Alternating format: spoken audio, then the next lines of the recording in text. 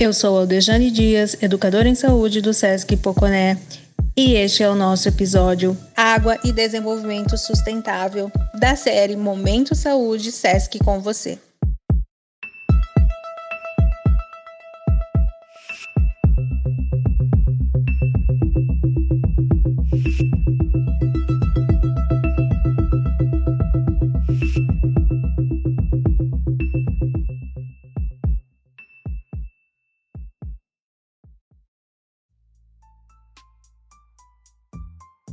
O Objetivo de Desenvolvimento Sustentável número 6, ODS 6, Água Potável e Saneamento, é absolutamente claro: alcançar o acesso a saneamento e higiene adequados e justos para todos, melhorar a qualidade da água e reduzir para metade a proporção de águas residuais não tratadas, reduzindo substancialmente o número de pessoas afetadas pela escassez de água. Um propósito que simboliza precisamente a mensagem da Agenda 2030, não deixar ninguém para trás.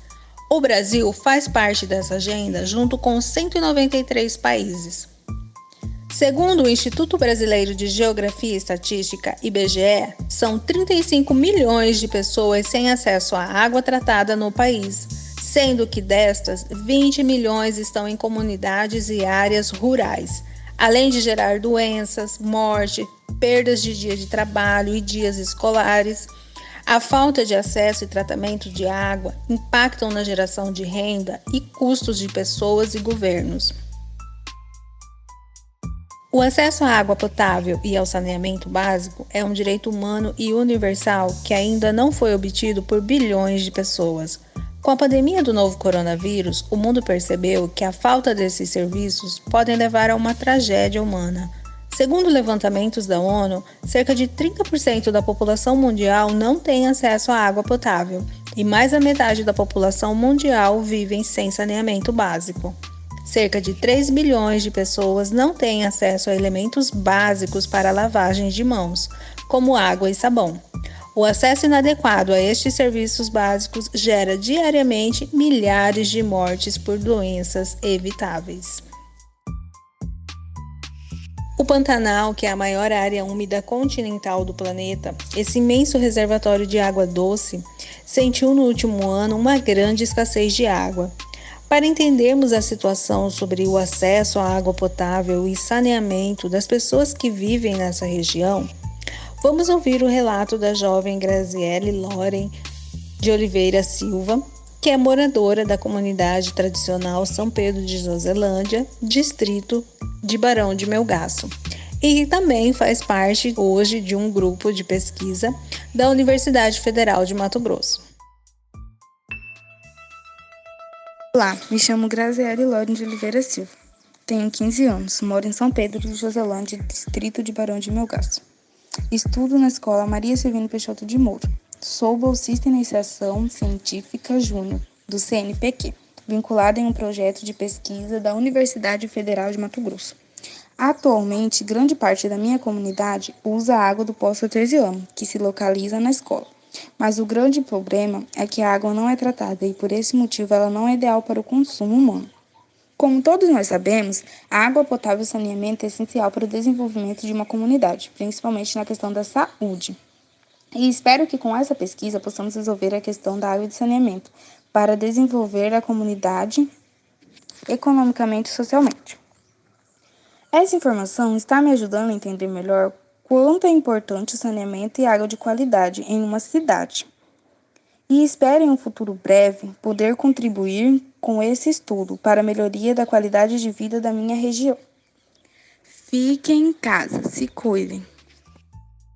E para falar um pouco sobre o acesso à água potável na nossa região do Pantanal, e incluindo a nossa cidade de Poconé, convidamos o professor Dr. Ibrahim Fantin da Cruz, que é graduado em Ciências Biológicas, tem mestrado em Ecologia pela Universidade Federal de Mato Grosso, com doutorado em Recursos Hídricos e Saneamento Ambiental pelo Instituto de Pesquisas Hidráulicas da Universidade Federal do Rio Grande do Sul.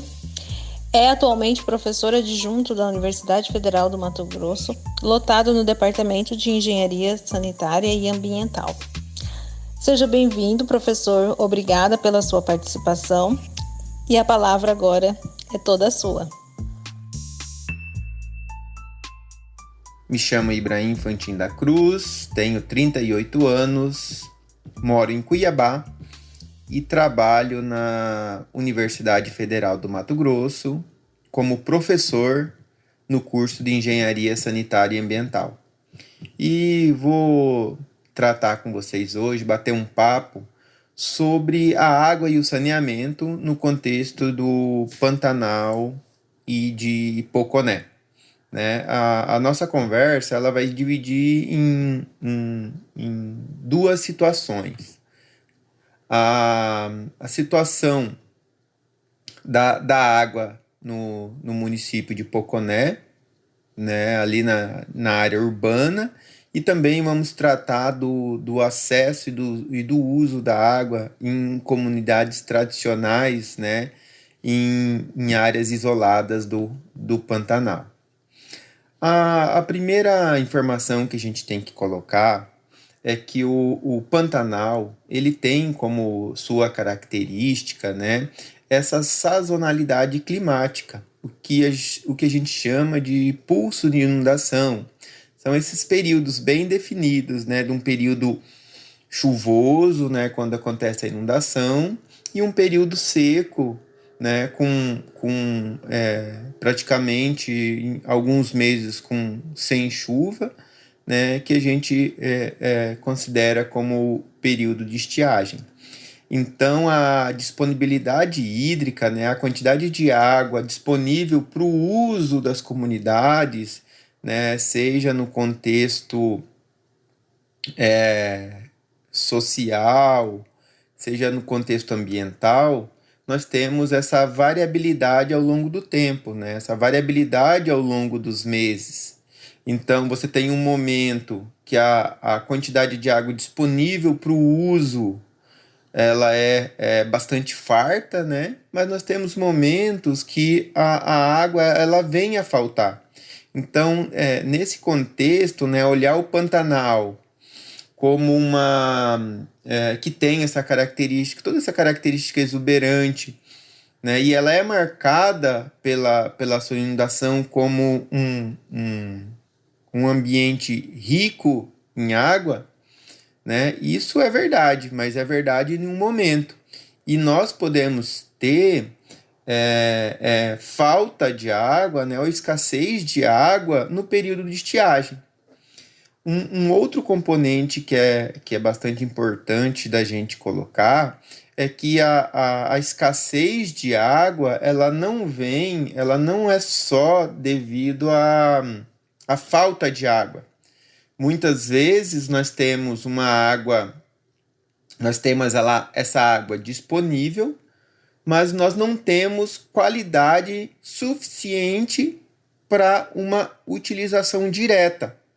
Né? O que é uma utilização direta, um consumo direto? É você captar a água direto, retirar essa água direto do manancial e fazer uso dela, né, dentro do consumo, né?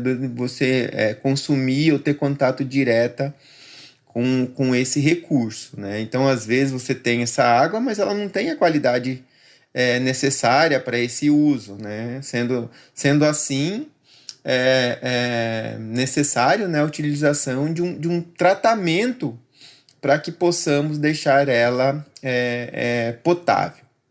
Então, começando aqui pelo contexto da área urbana ali de Poconé, né, nessa área, nós temos ali uma empresa de saneamento que faz a captação, o tratamento e a distribuição de água para a cidade. Então, essas captações, elas têm duas principais fontes. Uma é uma captação do Rio Bento Gomes, tá? E outras captações de água subterrânea. Mas o principal manancial utilizado para o atendimento da cidade é o Bento Gomes. Então, a água que é ali captada, né, ela é bombeada para uma estação de tratamento, onde vai passar por processos que vai retirar, né, aquele material sólidos, partículas que tem na água, bem como fazer a sua desinfecção, né, tornando assim compatível para o consumo direto da população. Então, esse é o processo de distribuição. Porém, no ano passado, o Pantanal, e isso foi uma questão generalizada, ele passou por um período prolongado de estiagem, né, de falta de chuva. E isso fez com que os mananciais que atendiam o município de Poconé, ele se exaurissem.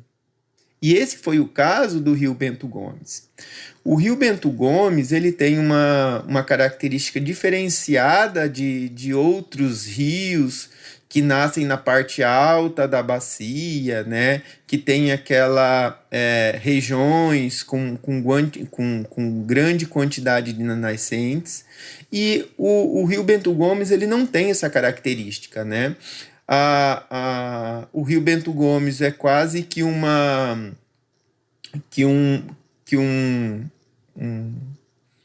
lagoa comprida, vamos dizer assim, uma lagoa num formato de rio, porque ela não tem, são poucas as nascentes que alimentam aquela ali, e o que acontece no Rio Bento Gomes é que a chuva que cai, ela escoa, né, para o Rio Bento Gomes, e ali ele fica maior parte do tempo, né, com água. Mas se nós olharmos lá o fluxo do Pantanal, o fluxo do Bento Gomes, né, o escoamento, ali a velocidade do Rio Bento Gomes, a gente vai ver que ela é muito pequena. E isso tem uma implicação. Quando a gente tem um manancial, um rio que tem em suas cabeceiras nascentes, né? As nascentes elas são muito importantes no período de estiagem, porque são as nascentes, né, que alimentam os rios no período que não chove. Então, a água do rio no período de estiagem não é água de chuva, é água subterrânea que mantém a quantidade de água, né, a vazão dos rios no período de estiagem. E isso não acontece no Rio Bento Gomes. Então, devido à seca prolongada que o Pantanal passou no ano de 2020, fez com que houvesse, né, o consumo total da água disponível ali para o Bento Gomes, o que afetou diretamente o manancial e, consequentemente, o abastecimento público de Poconé, fazendo com que essa empresa de saneamento buscasse alternativas para evitar um impacto maior para a população. Tá? Então, essas ações foram importantes, né? Mas cabe destacar, né, que quando você utiliza outras fontes, né, você tem que garantir também a qualidade da água desses mananciais, né, da água distribuída para a população que é vinda desses mananciais.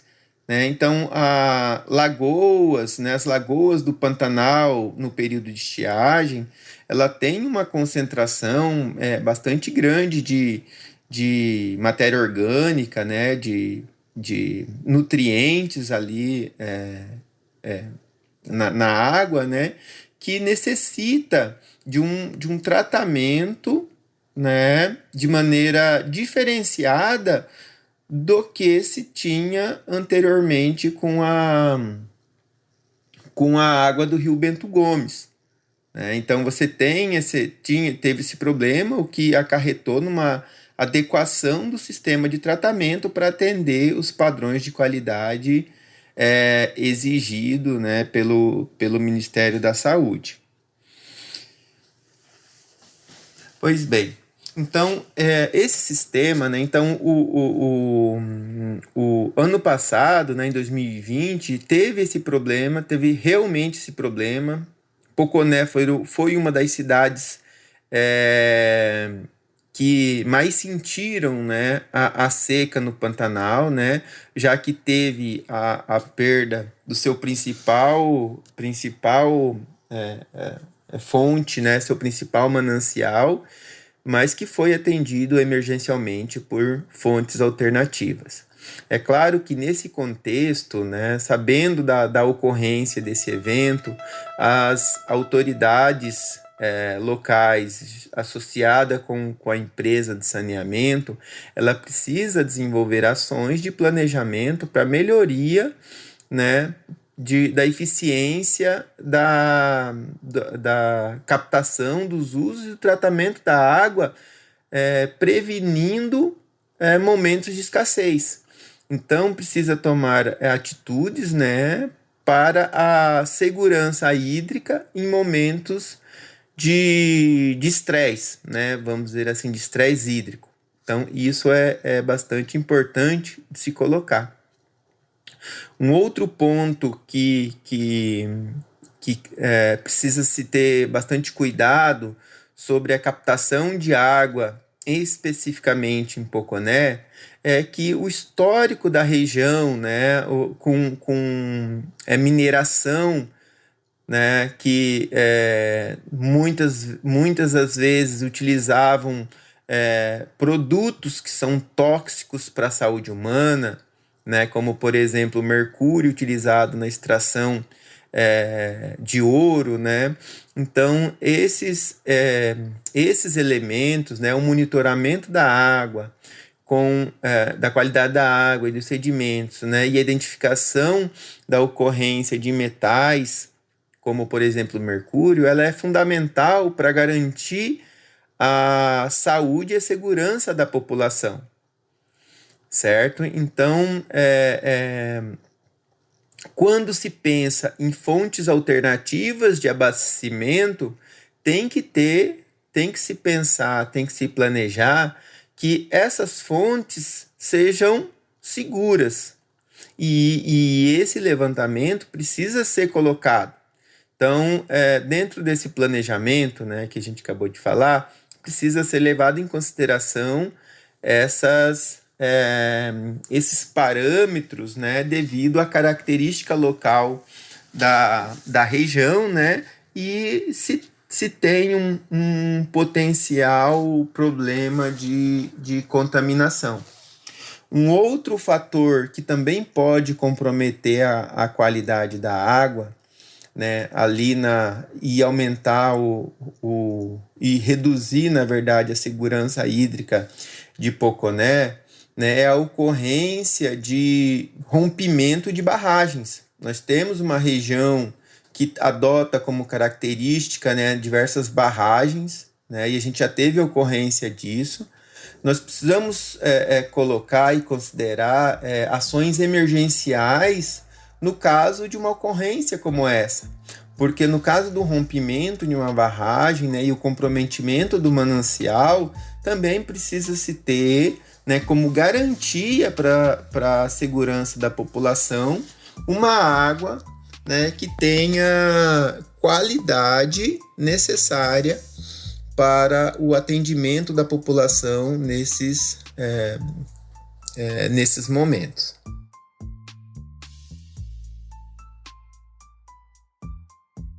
Bom, e analisando essas mudanças, né, esse grande evento de seca que a gente teve em 2020, né, isso nos faz a refletir, né, a pensar sobre as modificações da dinâmica de inundação do Pantanal.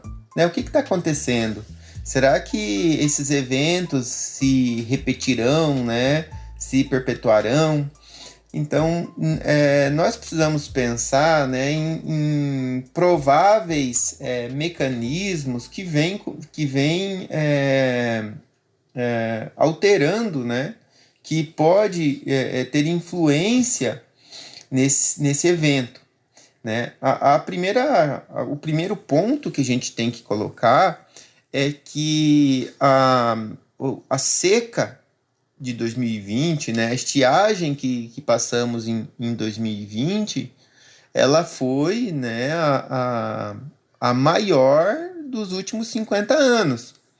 Mas isso não quer dizer que não houve secas maiores do que essa. O Pantanal, na década entre os anos 60 e 70, o Pantanal ele passou por um período, né, por uma década de baixos volumes de precipitação e de uma estiagem também bastante prolongada. Então, o que a gente passou agora, ele já aconteceu no passado. Tá? Então, isso não é um evento isolado. Então, isso indica que variações naturais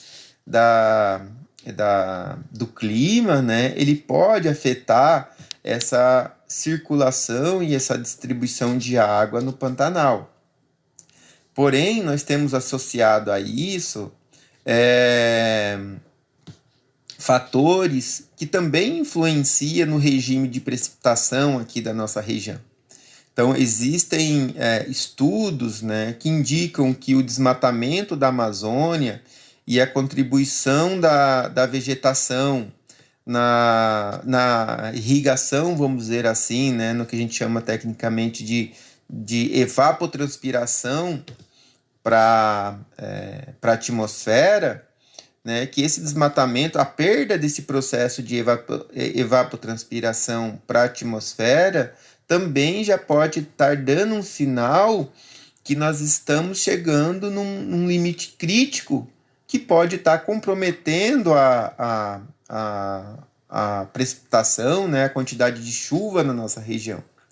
E adicionado a esses fatores, nós estamos também, no momento, né, nós temos também os efeitos de mudanças climáticas, né, o aumento de gases de efeito estufa para a atmosfera, né, tem causado uma modificação dos processos de circulação de água na Terra, né? Então, as mudanças climáticas, ela traz como uma das suas principais consequências, né, o aumento da frequência de eventos críticos. O que é um evento crítico, né? É uma grande seca, né? É uma grande seca, né? Um grande volume de precipitação de chuva, né? num curto período de tempo. Então, as mudanças climáticas, eles aceleram esse processo. Então, vamos dizer hipoteticamente, né, para entender o que seria essa mudança da frequência. Uma seca, né, que acontecia naturalmente a cada 10 anos, ela pode ser reduzida a cada 5 anos, a cada 7 anos.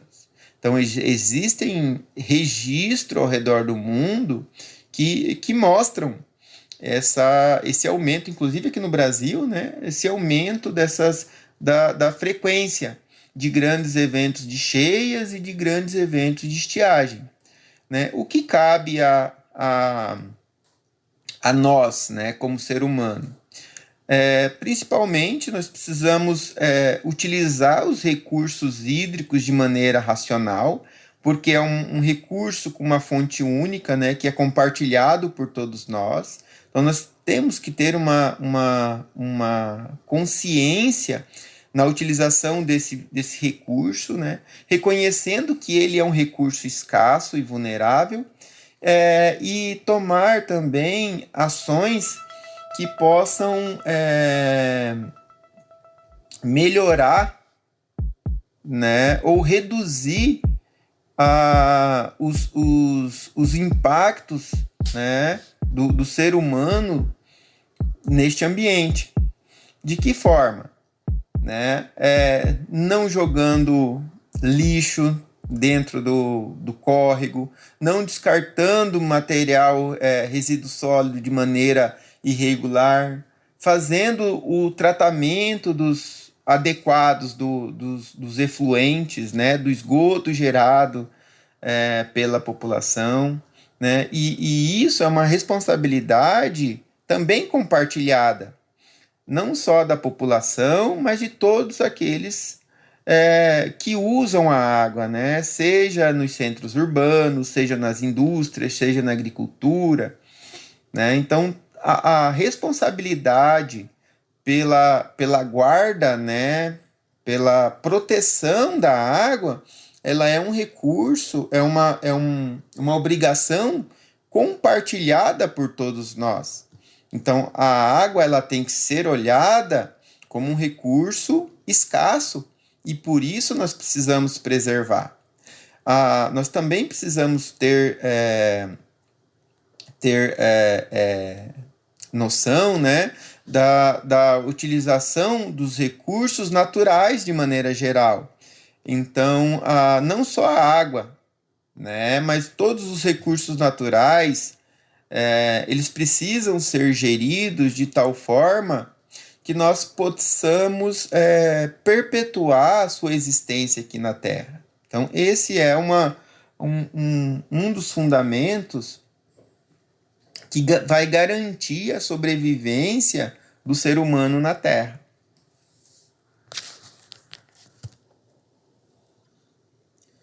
Um outro foco que nós podemos olhar para a água, né, ela é no contexto rural e também no contexto de comunidades tradicionais. Nesses locais, você não tem ali uma empresa de saneamento que faça o atendimento daquela comunidade, ou daquela população, né? E aí, isso, né, em virtude disso, a responsabilidade individual, né, ali da comunidade, das pessoas que ali vivem, né, ela é ainda mais importante, porque o risco de contaminação, os riscos dos problemas, né, das doenças de veiculação hídrica, ela aumenta, já que muitas das vezes, né, as pessoas que ali vivem e que utilizam desse recurso, na maioria das vezes, né, ou algumas vezes, ela não tem um conhecimento, né, aprofundado sobre a água. E eu posso dizer assim que dos principais assim, equívocos que a população eles têm, né, é de imaginar, né, que pelo senso comum, que a água subterrânea ela é uma fonte segura de abastecimento. Tá? Então, a fonte, a utilização de água subterrânea como uma fonte, como um manancial de consumo, né, ali de um consumo individual,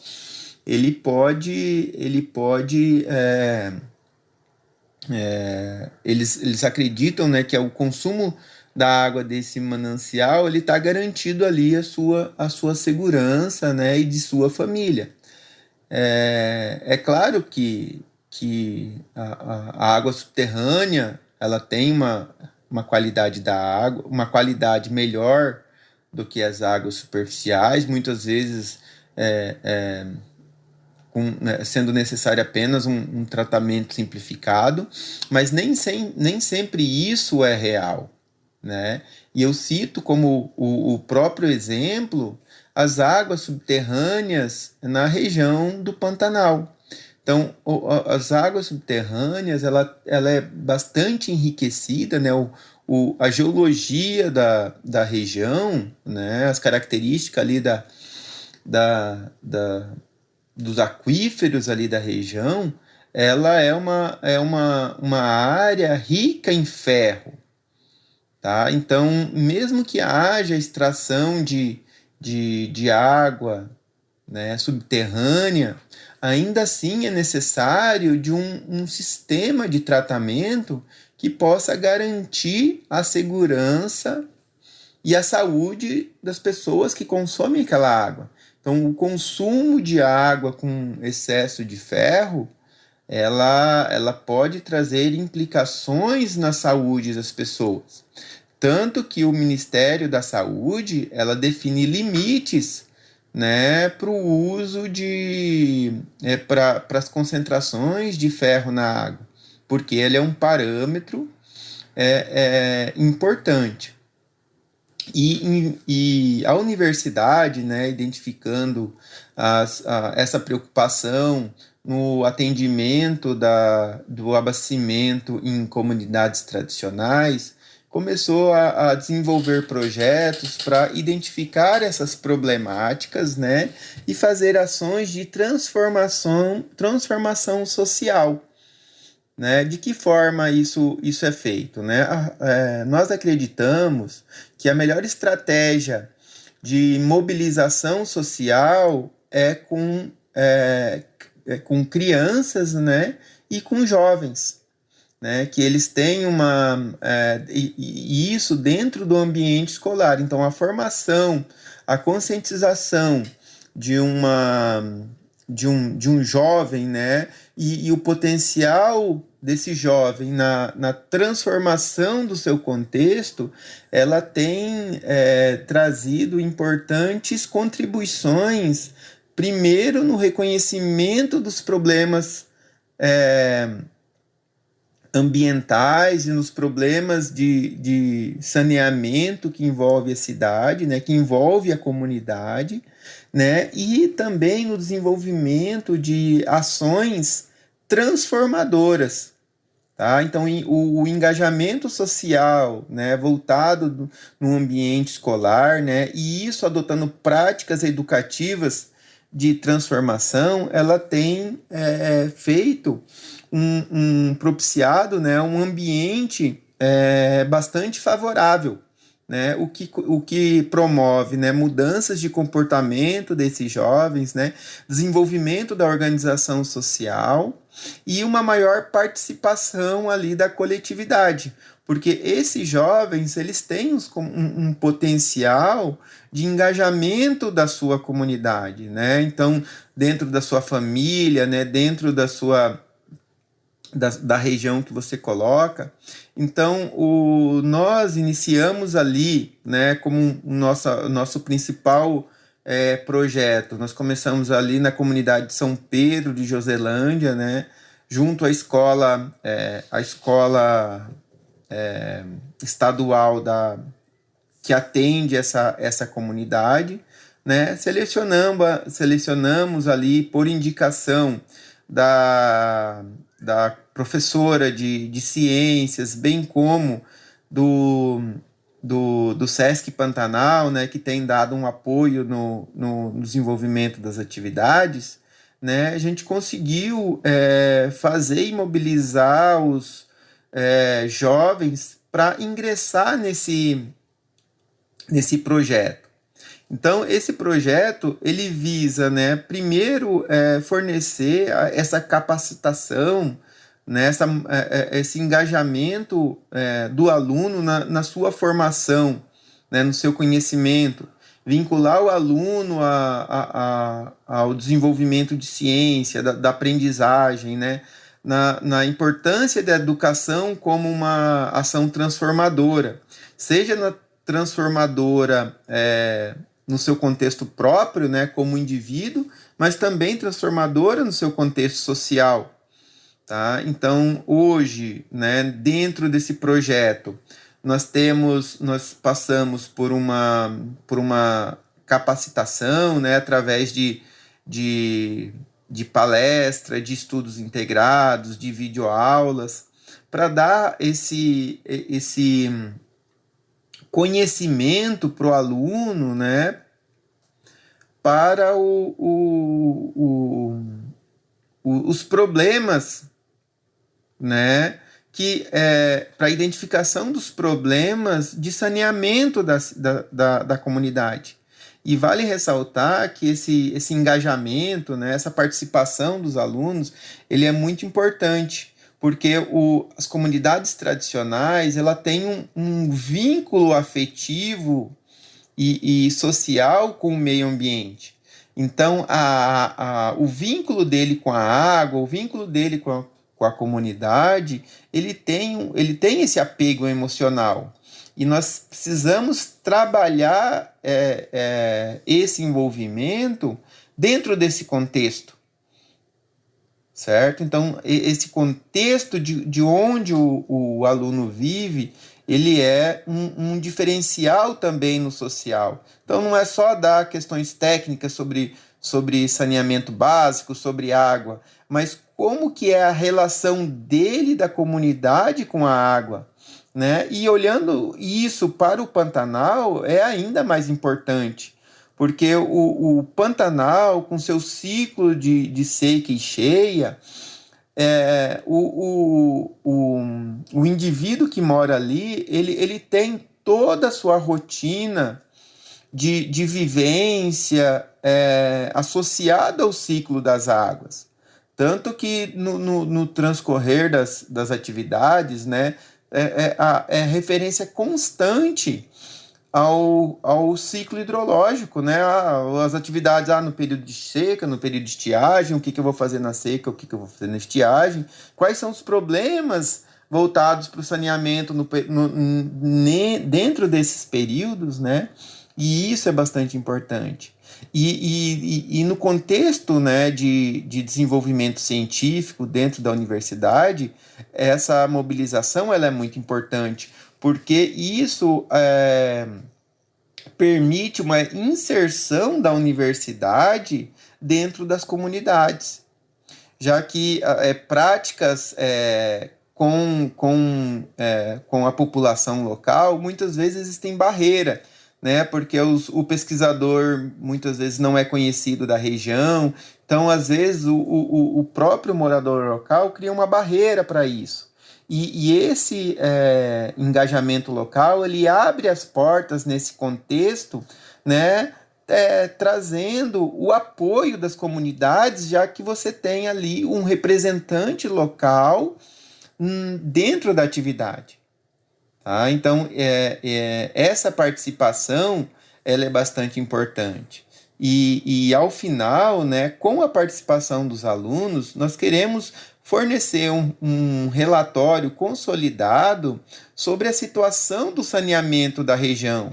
Então, quais são os problemas que tem ali, né? Quais são os problemas da água, né? Até onde a água ela é distribuída, quais são as principais fontes, quais são a qualidade da água utilizada por isso, como que é a destinação dos efluentes, né? Se existe algum tratamento, se é possível de implementar, qual que é a quantidade de água utilizada, quais são os tipos de uso feito para a comunidade. Então, esses são fatores, né? São importantes contribuições que farão, né, ao desenvolvimento de ações de melhoria.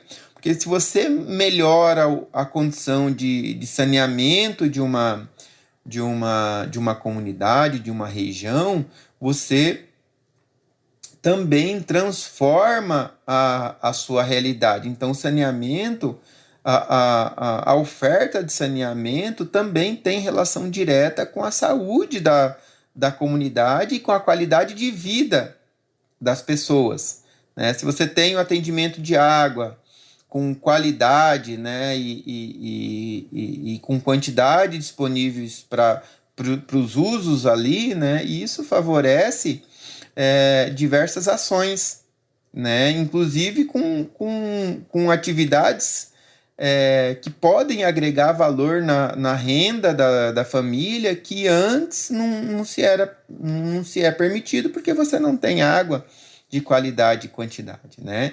Então, essas ações que estão ainda em fase inicial, né? Mas essa mobilização, esse processo de transformação, ele é essencial para que nós possamos alcançar, né, o objetivo, né, final, que é o saneamento nos seus múltiplos aspectos dentro das comunidades. Então era isso que eu gostaria de trazer. Eu agradeço a oportunidade.